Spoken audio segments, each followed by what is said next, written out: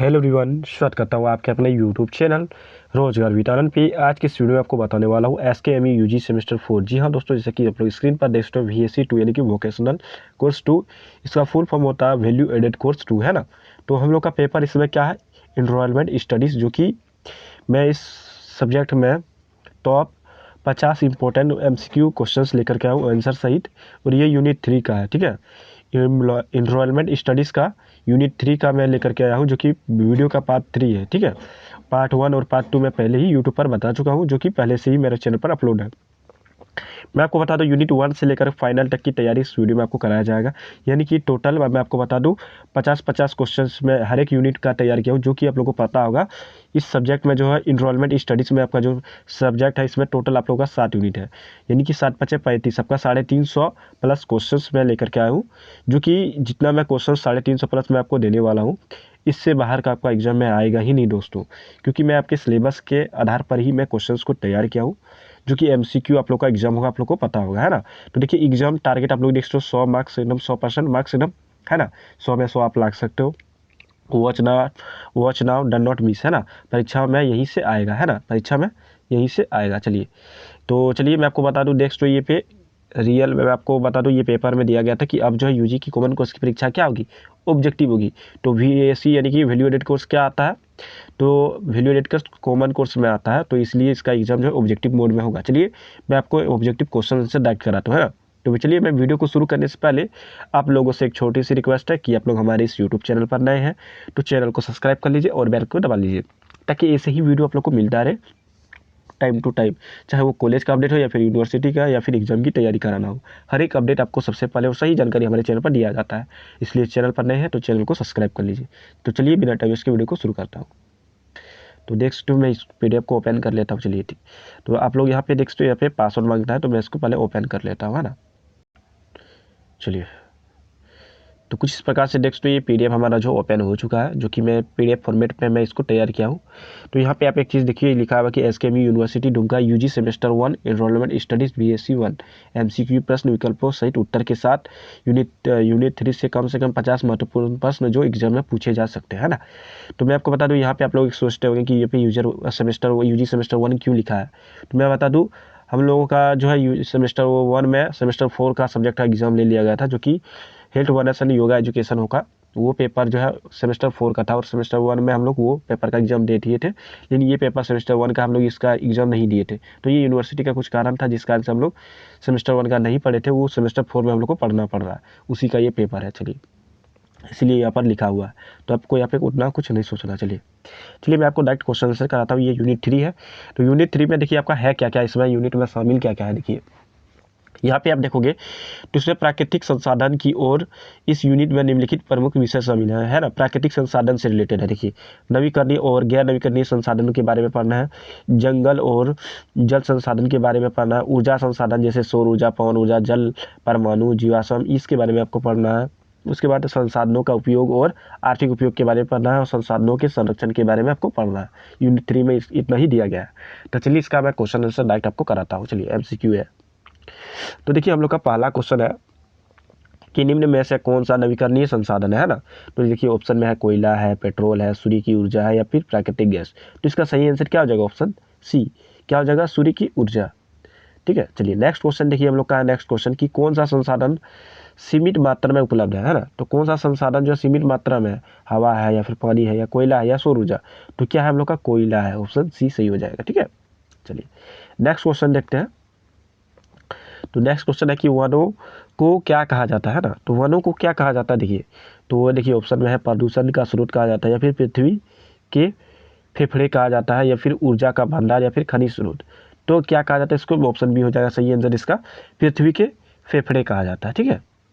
चलिए, उसके बाद है वनों की कटाई से कौन सी समस्या उत्पन्न होती है। तो देखिए ऑप्शन में है कि वनों वर्षा में वृद्धि होती है, या फिर कार्बन डाइऑक्साइड में कमी होती है, भूमि अपरदन होता है, या फिर वनों का विस्तार होता है। तो भूमि अपरदन होता है, क्या होता है, भूमि अपरदन। ठीक है।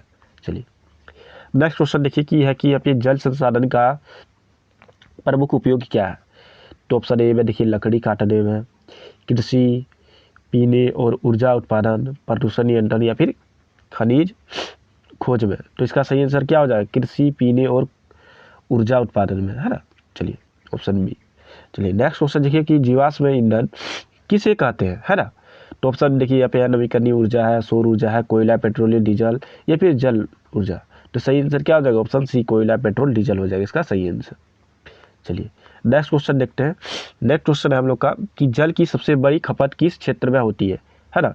तो जल की जो सबसे बड़ी खपत किस क्षेत्र में होती है, तो देखिए उपयोग उद्योग में होता है या फिर कृषि में होता है या फिर घरेलू होता है या फिर चिकित्सा में होता है। तो सही इसका आंसर क्या हो जाएगा, ऑप्शन बी, जो कि कृषि में आप लोगों को पता होगा कि जल की सबसे बड़ी खपत होता है ना। चलिए उसके बाद देखिए नेक्स्ट क्वेश्चन है कि निम्नलिखित में से कौन सा जल प्रदूषण का स्रोत है, जैसे वर्षा हो गया, औद्योगिक अपशिष्ट हो गया, पेड़ पौधे हो गया या फिर चंद्रमा की किरणें। तो इसका सही आंसर क्या हो जाएगा, औद्योगिक अपशिष्ट। ठीक है। चलिए नेक्स्ट क्वेश्चन देखते हैं। देखिए यहाँ पे है कि नेक्स्ट क्वेश्चन है कि कौन सी ऊर्जा गैर प्रदूषणकारी मानी जाती है। तो कोयला है, डीजल है, सौर ऊर्जा या फिर पेट्रोल। तो सही आंसर क्या हो जाएगा, सौर ऊर्जा हो जाएगा, ऑप्शन सी। मैं आपको बता दूं इस वीडियो में आपको 50+ क्वेश्चंस कराया जाएगा जो कि मस्ट इंपॉर्टेंट है, जो कि आपके एग्जाम में आएगा। आप लोग कॉपी कलम लेकर के जरूर बैठे हो, क्योंकि मैं जितना भी बता रहा हूँ सारा का सारा इंपॉर्टेंट है। आप इतना याद कर लेते हो तो आप 100 में 100 ला सकते हो। ठीक है। तो चलिए आप लोग कॉपी कलम लेकर के लिखिए, मैं एक एक करके आपको बता रहा हूँ। 50 का 50 क्वेश्चन आपको इस वीडियो में कराने वाला है ना। डेली एक एक यूनिट करके मैं वीडियो को अपलोड करूंगा, जिसमें हर एक यूनिट में जो 50-50 क्वेश्चन रहेगा। टोटल 350+ क्वेश्चन आने वाला है इस सब्जेक्ट में। फिर मैं आप लोगों के लिए हिंदी का लेकर के आऊँगा AEC3, जो कि हम लोग का हिंदी है। ठीक है। तो यानी कि जो भी ऑब्जेक्टिव का होगा, ऑब्जेक्टिव सब्जेक्टिव दोनों ही क्वेश्चंस लेकर के आऊँगा मैं। ठीक है। जैसे वोकेशनल कोर्स जितना भी ये सब में ऑब्जेक्टिव होगा, तो ऑब्जेक्टिव क्वेश्चन मैं लेकर के आऊँगा। फिर सब्जेक्टिव वाला जैसे मेजर पेपर हो गया, माइनर पेपर, ये सब में क्या होगा, सब्जेक्टिव एग्जाम होगा, है ना। तो सब्जेक्टिव भी मैं आप लोग का तैयारी कराऊंगा। आप लोग कमेंट कर देना कौन कौन सा सब्जेक्ट का चाहिए। ठीक है। चलिए तो हमारे यहाँ पे नेक्स्ट क्वेश्चन देखिए हम लोग का है, यहाँ पे क्या है, रुकिए। तो देखिए नेक्स्ट क्वेश्चन हम लोग का क्या कि रिन्यूएबल रिसोर्सेज का अर्थ है। तो क्या है इसका अर्थ, देखिए सीमित स्रोत है या फिर से उपयोग न हो सके या फिर समय के साथ पुनः प्राप्त हो सके या फिर खनिज स्रोत। तो इसका सही आंसर क्या हो जाएगा, ऑप्शन सी, समय के साथ पुनः प्राप्त हो सके, है ना। चलिए नेक्स्ट क्वेश्चन देखिए। नेक्स्ट क्वेश्चन है हम लोग का कि भारत में प्रमुख जल विद्युत परियोजना कौन सी है ना। तो यहाँ पे देखिए ऑप्शन है पहला भाखड़ा नांगल, ऑप्शन बी है हल्दिया, ऑप्शन सी काडला और ऑप्शन डी विशाखापट्टनम। तो इसका सही क्या आंसर क्या हो जाएगा, ऑप्शन ए भाखड़ा नांगल। ठीक है। नेक्स्ट क्वेश्चन देखिए, वन संरक्षण अधिनियम भारत में कब लागू हुआ, ये आएगा ही। ठीक है। तो ये कब हुआ था, ऑप्शन बी इसका सही आंसर हो जाएगा 1980 में हुआ था। ठीक है। चलिए पेट्रोल किस प्रकार का संसाधन है, आपको बताना पेट्रोल जो है वो किस प्रकार का संसाधन है, वो आपको बताना है। तो देखिए इसमें ऑप्शन दिया गया है नवीकरणीय है, जल स्रोत है, खनिज है या फिर गैर नवीकरणीय। तो इसका सही आंसर क्या हो जाएगा, ऑप्शन डी गैर नवीकरणीय होगा। ठीक है। चलिए नेक्स्ट क्वेश्चन देखिए। नेक्स्ट क्वेश्चन है कि भूजल स्तर गिरने का मुख्य कारण है। तो इसका मुख्य कारण क्या है, ऑप्शन ए है यहाँ पे वर्षा है, ऑप्शन बी है वनों का विस्तार, ऑप्शन सी अत्यधिक दोहन, ऑप्शन डी नदियों का बहाव। तो इसका सही आंसर क्या हो जाएगा, अत्यधिक दोहन हो जाएगा। ठीक है। फिर देखिए नेक्स्ट क्वेश्चन, निम्नलिखित में से कौन सा पारंपरिक ऊर्जा का स्रोत नहीं है ना।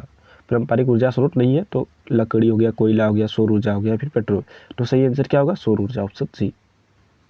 चलिए नेक्स्ट क्वेश्चन देखिए। नेक्स्ट क्वेश्चन है कि जैव ईंधन क्या है, जैव ईंधन किससे प्राप्त किया जाता है। तो जैव ईंधन किससे प्राप्त किया जाता है, देखिए ऑप्शन ए में है खनिज, ऑप्शन बी है पेड़ पौधों और जीवों से, ऑप्शन सी है धातुओं से, ऑप्शन डी है कोयलों से। तो सही इसका आंसर हो जाएगा ऑप्शन बी, पेड़ पौधों और जीवों से होगा। ठीक है। चलिए नेक्स्ट क्वेश्चन है, ऊर्जा संकट को हल करने के लिए सबसे अच्छा उपाय क्या है। तो देखिए ऑप्शन ए है अधिक कोयले का उपयोग करना, ऑप्शन बी है सौर ऊर्जा का उपयोग करना, ऑप्शन सी है ईंधन जलाना और ऑप्शन डी है पेट्रोलियम का भंडारण। तो सही आंसर क्या आ जाएगा, सौर ऊर्जा का उपयोग हो जाएगा। ठीक है।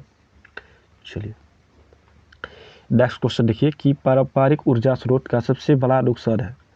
तो सबसे बड़ा नुकसान क्या है, तो सस्ता होना, पुनः उत्पन्न न होना, आसानी से उपलब्ध होना या फिर दीर्घकालिक उपयोग होना। तो इसका ऑप्शन सही कौन सा हो जाएगा, ऑप्शन बी पुनः उत्पन्न न होना। ठीक है। चलिए देखते हैं नेक्स्ट क्वेश्चन क्या है। तो नेक्स्ट क्वेश्चन आप लोग देखिए कि यहाँ पे लिखा है वनों के विनाश से सबसे अधिक प्रभावित कौन सा तंत्र होता है? तो आपको बताना कौन सा तंत्र होता है। जल चक्र होता है ऑप्शन ए, या फिर ऑप्शन बी है जल विद्युत, ऑप्शन सी तापमान, और ऑप्शन डी परिस्थितिकी तंत्र। तो सही आंसर क्या हो जाएगा? परिस्थितिकी तंत्र इसका सही आंसर हो जाएगा, ऑप्शन डी। चलिए नेक्स्ट क्वेश्चन है हम लोग का कि भूजल को रिचार्ज करने का सबसे प्रभावी तरीका क्या है ना? भूजल को रिचार्ज करने का सबसे प्रभावी तरीका क्या है? ऑप्शन ए देखिए पक्की सड़क है, ऑप्शन बी है कूप जल निकासी, ऑप्शन सी है वर्षा जल संचयन, और ऑप्शन डी है अधिक नलकूल। तो इसका सही आंसर क्या हो जाएगा? वर्षा जल संचयन। चलिए नेक्स्ट क्वेश्चन देखिए, परमाणु ऊर्जा किस स्रोत से प्राप्त होता है ना? परमाणु ऊर्जा किस स्रोत से प्राप्त होती है? यूरेनियम से होती है, जल से होती है, कोयला से होती है, लकड़ी से? सही आंसर क्या हो जाएगा? यूरेनियम से होती है। चलिए नेक्स्ट क्वेश्चन है यहाँ पे देखिए, अक्षय ऊर्जा स्रोत का सबसे बड़ा लाभ क्या है? सस्ता होना, सीमित मात्रा में होना, पर्यावरण के लिए सुरक्षित, भारी मात्रा में उत्सर्जन। तो सही आंसर क्या हो जाएगा? पर्यावरण के लिए सुरक्षित। ठीक है, चलिए नेक्स्ट क्वेश्चन, जलवायु परिवर्तन के लिए कौन सी जिम्मेदार है ना? जलवायु परिवर्तन के लिए कौन जिम्मेदार है? ऑप्शन ए वनों की कटाई, वृक्षारोपण, वर्षा, पहाड़। तो सही आंसर क्या हो जाएगा? वनों की कटाई। चलिए उसके बाद है खनिज संसाधन कौन से है? आपको बता दें इसमें से खनिज संसाधन कौन सा है? वन है, नदी है, कोयला और लोहा, या फिर वर्षा। तो सही आंसर ऑप्शन सी कोयला और लोहा। ठीक है, चिपको आंदोलन का संबंध किससे? आपको बताना जो चिपको आंदोलन है उसका संबंध किससे है? पानी बचाव से है, या फिर पेड़ बचाव से है, या फिर भूमि सुधार से है, या फिर प्रदूषण से? तो सही आंसर क्या हो जाएगा? ऑप्शन बी पेड़ बचाने से है।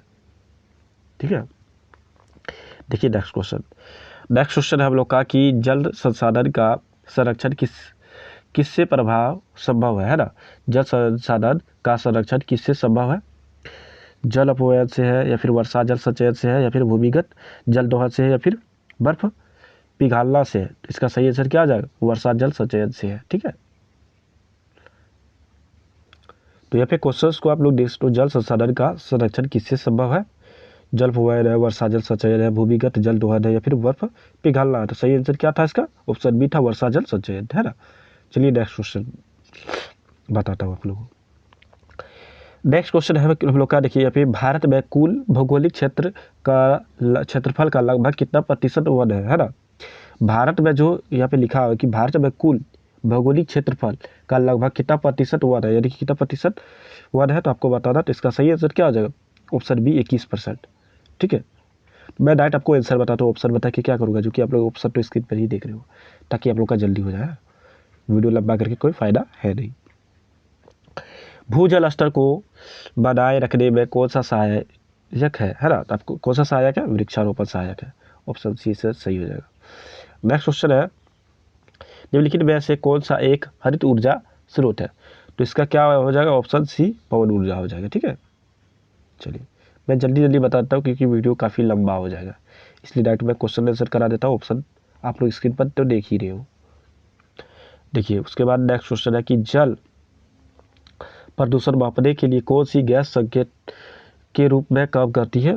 तो ऑप्शन सही हो जाएगा इसका ऑक्सीजन होता है, ऑप्शन बी। ठीक है, चलिए उसके बाद देखिए नेक्स्ट क्वेश्चन है कि कोयला किसका उदाहरण है? तो किसका उदाहरण है? तो ऑप्शन बी देखिए ठोस जीवाश्म ईंधन का उदाहरण है। ठीक है, नेक्स्ट क्वेश्चन है कि कौन सा संसाधन तापीय ऊर्जा उत्पन्न करने के लिए सबसे अधिक उपयोग होता है? तो क्या होता है? कोयला होता है। ठीक है, चलिए नेक्स्ट क्वेश्चन देखिए, जल संसाधन की रक्षा किस नीति के तहत की जाती है? जल संसाधन की रक्षा किस नीति के तहत किया जाता है? तो जल जीवन मिशन के तहत किया जाता है, ऑप्शन ए इसका सही हो जाएगा। चलिए नदियों का मुख्य स्रोत क्या है? तो इसका मुख्य स्रोत क्या है नदियों का? तो वर्षा है। चलिए नेक्स्ट क्वेश्चन देखिए, निम्नलिखित में से कौन सा जल संसाधन का एक प्राकृतिक स्रोत नहीं है? तो कौन सा एक नहीं है? तो पाइप लाइन नहीं है। ठीक है, चलिए नेक्स्ट क्वेश्चन देखिए, कौन सी ऊर्जा घरों की छत पर उत्पन्न की जाती है? तो सौर ऊर्जा की जाती है। ठीक है, ऑप्शन सी सही हो जाएगा। उसके बाद देखिए ऊर्जा संरक्षण का मुख्य उद्देश्य क्या है? तो संसाधनों का सतत उपयोग करना। ठीक है, ऑप्शन बी। नेक्स्ट क्वेश्चन है कौन सी ऊर्जा पवन चक्कियों से प्राप्त होती है? तो इसका सही आंसर क्या हो जाएगा? पवन ऊर्जा होता है। ठीक है, चलिए ऑप्शन ए। नेक्स्ट क्वेश्चन है कि वृक्षारोपण किसका एक उपाय है? तो संसाधनों के संरक्षण का एक उपाय है। ऑप्शन सी सही आंसर। उसके बाद देखिए नेक्स्ट क्वेश्चन है कि कौन सी ऊर्जा परिस्थिति की दृष्टि से सबसे अनुकूल है? तो सौर है। Option C. नेक्स्ट क्वेश्चन है यहाँ पे देखिए, नेक्स्ट क्वेश्चन देखिए हम लोग कहा है कि ओवर प्लेशन ऑफ रिसोर्सेस का अर्थ है। तो इसका सही आंसर क्या हो जाएगा? ऑप्शन सी अंधाधुंध दोहन हो जाएगा। ठीक है। नेक्स्ट क्वेश्चन देखिए कि कौन सी गैस जीवाश्म ईंधन के जलने से निकलती है और ग्लोबल वार्मिंग का कारण बनती है ना? बनती है। ठीक है, इसका ऑप्शन कौन सा हो जाएगा? ऑप्शन सी हो जाएगा, कार्बन डाइऑक्साइड हो जाएगा। चलिए नेक्स्ट क्वेश्चन देखिए कि जल संसाधन का अत्यधिक उपयोग किस समस्याओं को जन्म देती है? तो इसका सही आंसर क्या हो जाएगा? ऑप्शन सी भूजल स्तर में गिरावट हो जाती है। ठीक है। उसके बाद देखिए वनों की अंधाधुंध कटाई को क्या कहा जाता है? तो क्या कहते हैं? वनों की विनाशशीलता कहा जाता है। वनों की विनाशशीलता, ऑप्शन डी सही हो जाएगा। नेक्स्ट क्वेश्चन है कि भारत का सबसे अधिक कोयला उत्पादक राज्य कौन सा है? तो कौन सा? ऑप्शन बी झारखंड है। ठीक है। चलिए उसके बाद देखिए यहाँ पे लिखा है कि निम्नलिखित में से कौन सी ऊर्जा सतत विकास के लिए सर्वोत्तम है? तो सौर ऊर्जा है। चलिए नेक्स्ट क्वेश्चन देखिए, नेक्स्ट क्वेश्चन है हम लोग का पारंपरिक ऊर्जा स्रोत का मुख्य नुकसान क्या है? तो मुख्य नुकसान क्या है? देखिए तो प्रदूषण फैलाना है इसका मुख्य कारण। नेक्स्ट क्वेश्चन है भारत सरकार की उज्ज्वला योजना का उद्देश्य है क्या है? स्वच्छ ऊर्जा का प्रचार, स्वच्छ ऊर्जा का प्रचार है। ठीक है। चलिए नेक्स्ट क्वेश्चन देखिए, नेक्स्ट क्वेश्चन है हम लोग का निम्न में से कौन सा प्राकृतिक संसाधन नहीं है? तो कौन सा नहीं है प्राकृतिक संसाधन? तो इंटरनेट नहीं है। चलिए नेक्स्ट क्वेश्चन देखिए, प्राकृतिक संसाधनों के संरक्षण में का सबसे अच्छा तरीका क्या है? यानी कि ये लास्ट क्वेश्चन है हम लोग का, प्राकृतिक संसाधनों के संरक्षण का सबसे अच्छा तरीका क्या है? तो सतत उपयोग है ना। तो हम लोग का यहाँ पे नेक्स्ट यहाँ पे 50 का 50 क्वेश्चन मैंने जो आपको बताया था सारा का सारा मैं कंप्लीट करा दिया। इसका PDF अगर यदि आप लोग चाहते हैं तो आप लोगों को क्या करना है, वीडियो का डिस्क्रिप्शन में आपको लिंक मिल जाएगा, टेलीग्राम चैनल, व्हाट्सअप ग्रुप। तो सारा का सारा आपको ज्वाइन कर लेना है, वीडियो का डिस्क्रिप्शन में लिंक है, ज्वाइन कीजिए और आप कमेंट कीजिए, आपको ये PDF मिल जाएगा। इसमें पासवर्ड भी लगा है, चलिए मैं आपको पासवर्ड दिखा देता हूँ। ठीक है। तो इसमें पासवर्ड लगा, इसका पासवर्ड है SKMU3। पासवर्ड में क्या रखा हूँ? SKMU3। ये आप डालोगे तो ओपन हो जाए। तो दोनों एक ही है, दोनों में से कोई एक ही आपको डालना है, जो कि आपको डेस्कटॉप जैसे ही लिखा है SKMU, जो कि बड़ा ABCD है सारा, और 3 है, यानी कि सटा करके 3 लिखा हो। तो ऐसे ही आप लिखोगे तो ये PDF जो आपका ओपन हो जाएगा। वहाँ पे पासवर्ड मांगेगा, तो मैं टेलीग्राम पर मैं डाल चुका हूँ उसको, वहाँ से आप डाउनलोड करके इसको पढ़िए, मेहनत कीजिए। और बाकी का जितना भी बचा मैं एक एक करके सारा का सारा लाऊंगा। और बाकी आप लोग किस किस सब्जेक्ट का चाहते हैं आप लोग कमेंट कीजिए, आप लोग के लिए मैं वीडियो तैयार कर दूंगा और वीडियो यूट्यूब पर अपलोड कर दूंगा, है ना।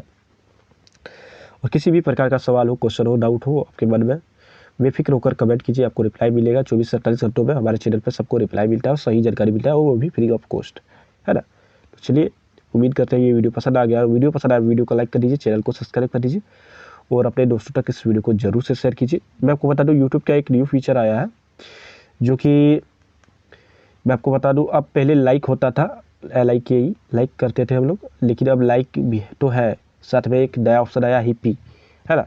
तो हिप्पी का एक ऑप्शन आता है, अगर यदि वो आता है तो आप हिप्पी कर सकते हो, लाइक का ही कम करेगा, जो कि यूट्यूब में एक नया फीचर्स दिया है। तो आता है तो हिप्पी आप लोग जरूर करिएगा। चैनल पे नए हैं, चैनल को सब्सक्राइब कर लीजिए, अपने दोस्तों तक इस वीडियो को शेयर कीजिए। चलिए मिलते हैं फिर नेक्स्ट वीडियो में नई टॉपिक के साथ, तब तक के लिए जय हिंद, आपका दिन शुभ हो।